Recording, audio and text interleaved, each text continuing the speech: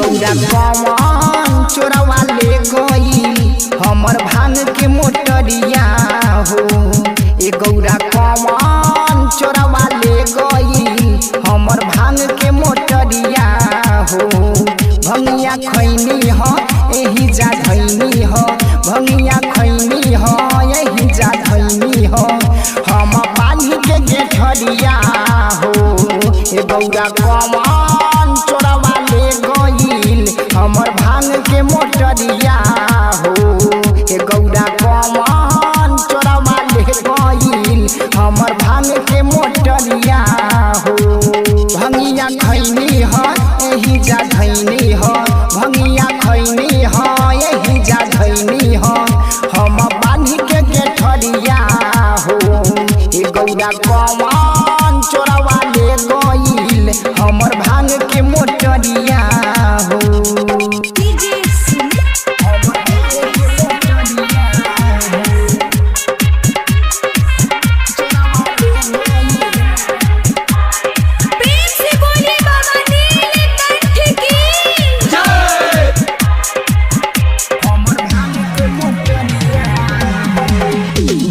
पियो त नाही जियो सुन गौरा हो। कैसे रही दुखवा सही भइल बौरा हो।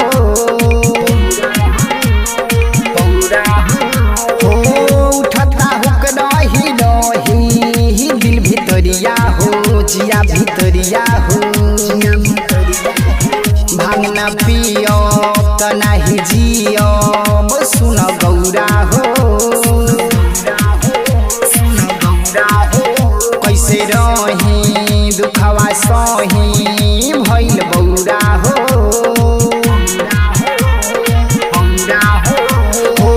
उठता हुक रही रही दिल भितरिया हो, जिया भितरिया हो। गाजा ले गईले चिलम ले गईले झोरिया हो।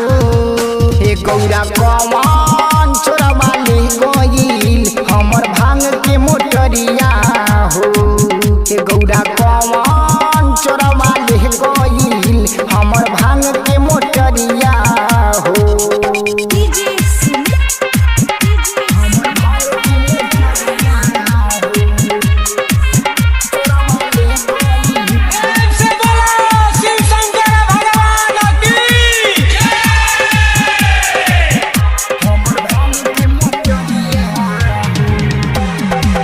अरे कांवरिया मोटुवरिया जल चढ़ैले हो।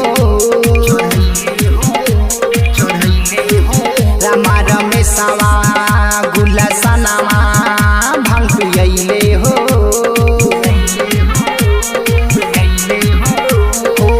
पपुलाल प्रेमी में घूपरे फेरी नजरिया हो, फेरी नजरिया हो।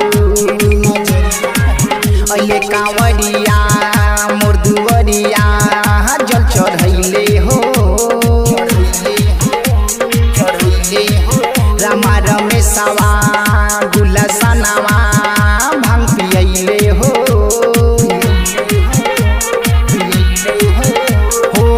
पपुलाल प्रेमी में घूपरे फेरी नजरिया हो, फेरी नजरिया हो।